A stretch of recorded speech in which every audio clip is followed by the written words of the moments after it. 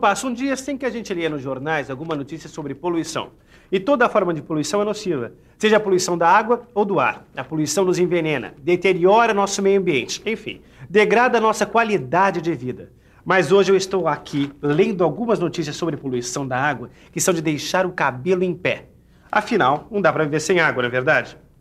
Você quer saber mais do que essas notícias estão dizendo? Aguarde um pouquinho só, que esse vai ser o tema da nossa teleaula de hoje. Hoje você vai aprender um pouco mais sobre esse terrível problema que é a poluição da água. Vai conhecer os diversos tipos de água, como elas podem ser poluídas e quais são as formas de tratamento que existem para a sua recuperação. E agora, mente aberta, porque este é um assunto muito importante. A teleaula de hoje só está começando.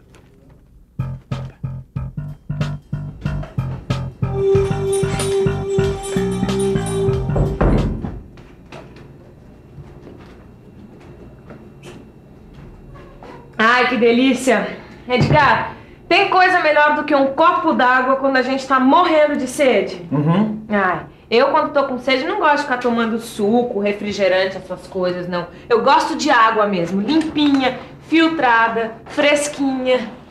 Por que você tá tão compenetrado aí, hein, Ed? Ah, desculpa, Nilza, é que me veio uma ideia pra uma história, então eu resolvi escrever aqui. História? Me conta, que história é essa? Bom, é só uma ideia, mas eu acho que dá pra desenvolver.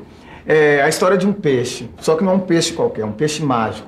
Ele tinha 7 vidas e podia morrer 7 vezes, já pensou? Só que é uma história meio triste, porque apesar de ele ter tantas vidas, ele acaba morrendo em todas elas. Ó, vê o que é que você acha.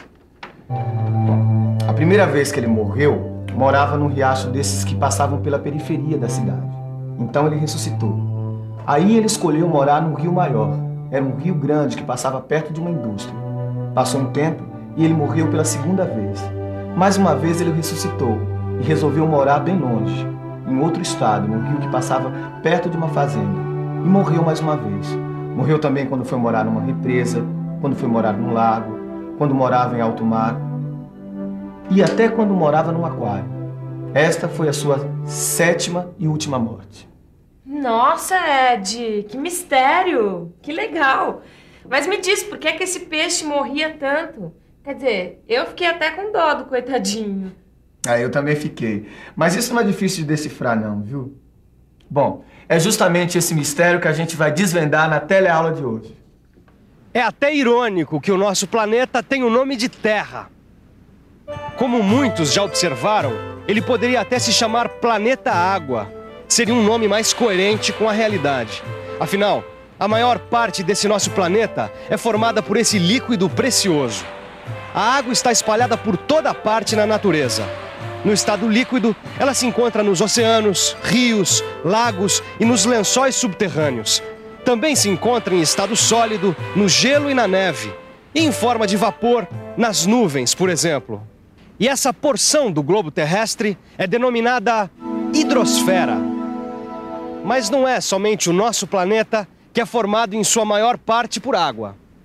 O nosso organismo contém cerca de 70% de água, que faz parte das nossas células e está presente nos músculos, nos órgãos, no sangue e até nos nossos ossos.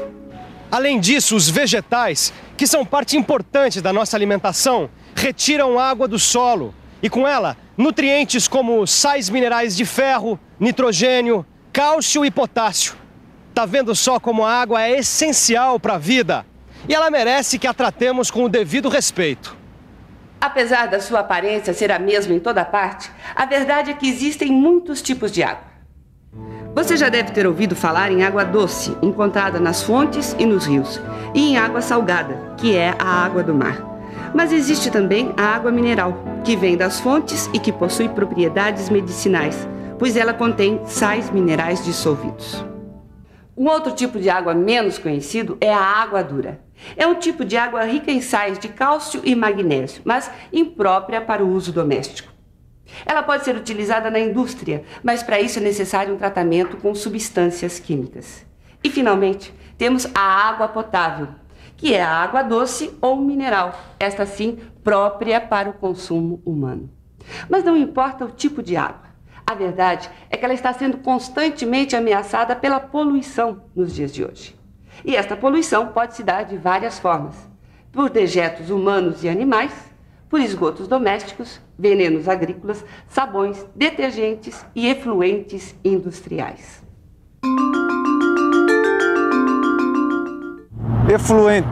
Efluentes são resíduos líquidos. Senhor, por favor, o senhor nadaria no rio Tietê? Não. Não, por quê? Porque é sujo, né? Não, Por quê? porque é muito poluído.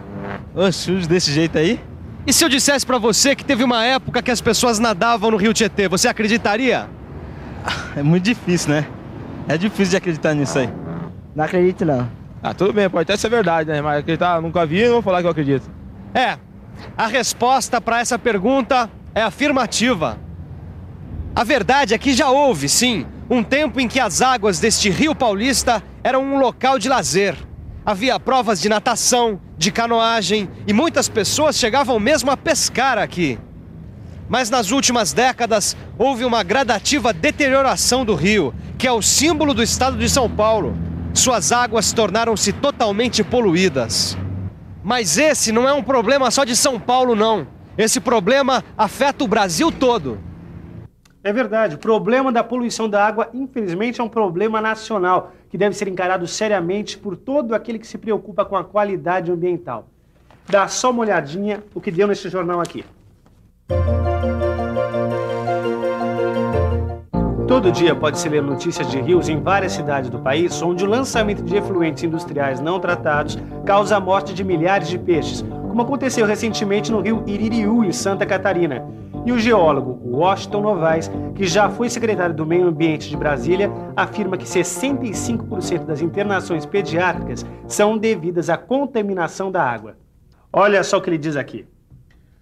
No nosso país está cerca de 20% da água doce de todo o mundo, mas os programas de tratamento de água são ineficientes e há total desinteresse do poder público no assunto. Mas essa consciência ambiental começa assim mesmo, a partir de você, de mim e de cada pessoa que fica mais informada sobre esse assunto. Afinal, precisamos cuidar da água que a gente bebe, não é verdade? Agora eu entendi, viu, Edgar? O que é que você quis dizer com essa sua fábula sobre o peixe mágico. Mas eu fico pensando, o que a gente fez para poluir tanto assim a água? Bom, eu acho que é um pouco de cada coisa, viu, Nilza? Bom, os esgotos domésticos de um lado, os efluentes industriais do outro lado. Bom, todos eles contêm bactérias, micróbios e outros elementos tóxicos. Isso lá é verdade. Imagina essas coisas todas sendo lançadas nos mares, nos rios. E mesmo a gente, individualmente, tem responsabilidade. O que eu já vi de gente jogando detritos nos rios e até mesmo nas fontes. Isso para não dizer das represas que reservam água potável. Agora, você entende por que pobre do peixe que eu inventei morre tanto? Morreu asfixiado na água. Pera lá, Edgar, morreu envenenado. Porque um peixe morrer asfixiado na água é um pouco demais. Mas é verdade, Nilza. Todos esses detritos jogados na água sem tratamento possuem micro-organismos. Bom, e eles respiram e consomem o oxigênio da água, que já é pouco. Quer dizer, então, que o peixe morreu de asfixia no seu próprio elemento. Ah, mas ele também morreu envenenado pelos esgotos domésticos, industriais não tratados, por excesso de agrotóxicos de uma plantação perto de um rio, ou um vazamento de petróleo em alto mar. Ah, Ed, mas será que não dá para arrumar um finalzinho mais feliz pro seu peixe, não? Nem que seja só uma esperança. Bom, isso depende de cada um de nós. Com vontade de fazer as coisas, em tudo se pode dar um jeito. Até o que está estragado pode ser consertado. No caso das águas poluídas, por exemplo, elas precisam ser tratadas. Como você já viu, a água não se cria, não se multiplica, não aumenta nem diminui. É sempre a mesma água que está sendo utilizada em todo o planeta. O volume de água do nosso planeta é praticamente estável. As águas que pertencem aos rios, aos lagos e mares evaporam-se e formam as nuvens. Quando as nuvens encontram uma frente de ar frio, condensam-se e caem em forma de chuva, voltando aos mares, rios, lagos e lençóis subterrâneos. Essa movimentação natural da água forma um ciclo de vital importância para a manutenção da vida na Terra. Toda a água está sempre sendo reutilizada. E para ser reutilizada, a água que já foi usada precisa ser tratada. Olha, eu estou aqui numa estação de tratamento de água. Aqui, A água natural, que é canalizada dos rios e fontes, é tratada para ser consumida na cidade. O Adilson, que é responsável pelo sistema de tratamento de água, vai falar para a gente alguma coisa sobre essa estação e sobre as principais etapas do tratamento de água. Esta é a estação de tratamento de água do Alto da Boa Vista. Trata-se de uma estação convencional composta por 5 etapas: coagulação, floculação, decantação, filtração e correção de pH. A água é bombeada da represa do Guarapiranga a uma vazão média de 12 mil litros por segundo até a estação de tratamento. Neste ponto, é iniciado o processo de purificação da água com a adição de produtos químicos conhecidos como coagulantes, cuja função é agregar as partículas que estão em suspensão e precisam ser removidas. A agregação das partículas forma flocos que são submetidos à agitação mecânica ou hidráulica, fazendo com que eles fiquem bem próximos e, portanto, mais pesados, o que causará sua decantação. Logo após as unidades de floculação, estão dispostos os decantadores, onde irá ocorrer a remoção de mais de 70% das partículas que estavam em suspensão na água no início do processo. Finalmente, é feita a correção do pH com a adição de cal, cuja finalidade é retirar a acidez e proteger as tubulações contra a corrosão. Neste ponto, também são adicionados flúor e cloro. Mas além do tratamento da água natural, existem outros tipos de tratamento de água igualmente importantes. É o tratamento de efluentes industriais e o tratamento de efluentes domésticos. Os efluentes industriais são tratados em estações de tratamento de efluentes. E o tipo de tratamento vai depender da natureza do efluente. No seu livro de estudos, você vai encontrar com detalhes quais são as etapas deste processo. Mas o mais importante é você saber que mesmo a água potável precisa ser purificada domesticamente. Essa purificação é simples e pode ser feita de 3 modos: usando filtro de vela ou filtro de ozônio, fervendo a água ou adicionando substâncias químicas, como a solução de hipoclorito de sódio ou de permanganato de potássio, que não são nem nocivas nem caras. E esse programa Adam que você conseguiu lá no Senai? É sobre poluição da água, não é, Edgar? Exatamente. Foi dando uma olhada nesse material que eu me motivei a escrever aquela história do peixe mágico. Olha só, tem um capítulo que fala sobre tratamento de água. Ó, tem bastante informação e tem imagem também, ó. Que bom, né, Edgar, saber que tem gente se preocupando com a conscientização para os problemas do meio ambiente. Agora, a gente podia tentar encontrar um finalzinho mais feliz para o seu peixe, não? Sim, uma luz no fim do túnel, né, Ed? Você tem razão, viu, Neuza? Eu acho que eu vou escrever um outro final para aquele peixe. Bom, eu acho que eu vou dar a ele uma 8ª vida. Ó, mas tem uma coisa, viu? Para que ele não morra pela 8ª vez, você vai precisar da ajuda de todos nós. Incluindo, é claro, você, hein? Mas para que fique tudo bem claro na nossa cabeça, mais claro como a água cristalina, que tal uma revisão? Quer um golinho?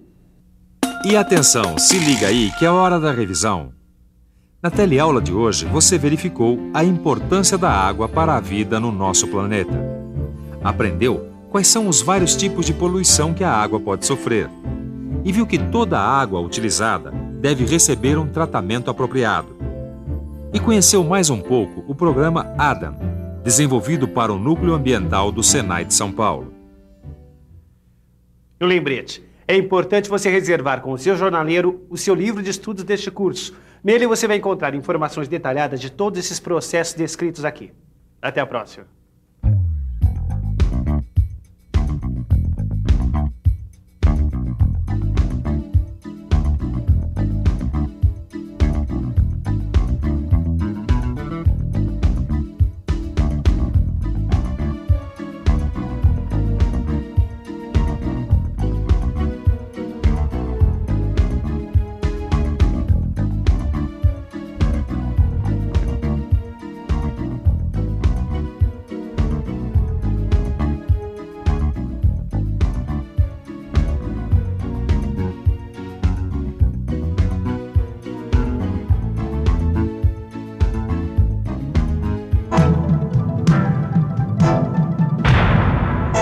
Telecurso 2000, um programa de educação do Sistema Fiesp e da Fundação Roberto Marinho.